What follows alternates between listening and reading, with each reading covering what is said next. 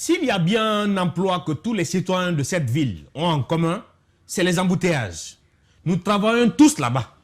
Cher Konakrika, je parie que pendant que je lis cette plume, plusieurs d'entre vous sont encore dans les bouchons. Je compatis à votre galère. Bah, c'est notre galère à tous. Les citoyens de Conakry ont une routine dont 50% de la difficulté revient à la circulation.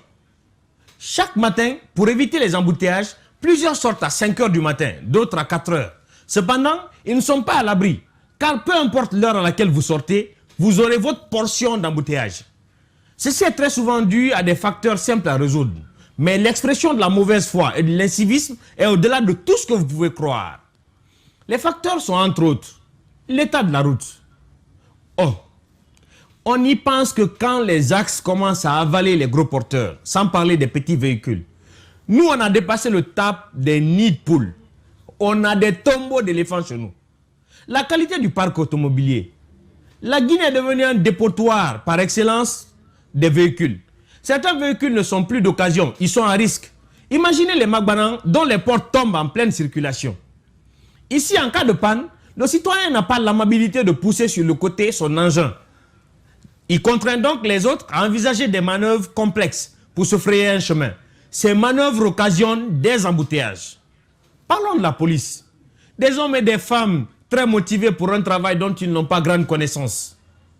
Les plus outillés sont malheureusement dans les bureaux et se contentent de donner des ordres. Pendant ce temps sur le terrain, ceux qui sont commis à la tâche ne savent pas comment s'y prendre.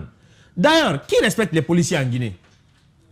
Ils ont même trouvé une nouvelle passion, l'arnaque des motards. Le scénario est incroyable. Ils se jettent sur eux comme si c'était des voleurs. Il y a aussi les accidents. La sécurité avant la priorité. Cette notion devait être la clé de délivrance des permis de conduire de tout type d'engin. Si vous sortez le matin, puis revenez chez vous le soir, sans aucun souci, faites vos prières pour remercier Dieu. Malheureusement, le risque est grand et pourrait vous coûter gros. Qui n'a jamais entendu ou dit ceci? Ah, Kelbe, Nyanga m'a dit, Tinatou. Dans la circulation, chaque engin comporte son risque. D'abord, les motards.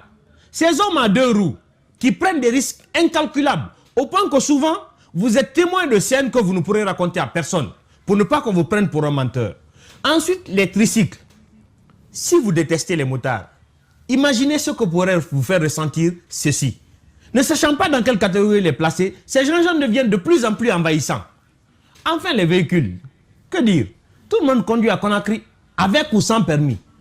Est-ce que le permis même certifie la conduite quand on sait que ce document s'achète sans mesure? Les conducteurs hostiles aux autres engins n'ont pas l'éducation routière suffisante pour permettre de comprendre que les autres aussi doivent rouler sur la même route. Pire, entre véhicules, chacun veut avoir la priorité, au point que les doubles et triples fils naissent, occasionnant l'obstruction de la voie opposée. Malheureusement, si les autres ne passent pas, vous ne passerez pas aussi. Mais les civistes routiers donnent souvent à certains des idées extraordinaires. Les gros porteurs, eux, c'est une toute autre histoire. Cher Konakrika, il existe ce deal dans la conduite que nous pouvons bien adopter. Céder le passage pour mieux circuler. Comprendre que les autres ont le droit de rouler sur la même piste.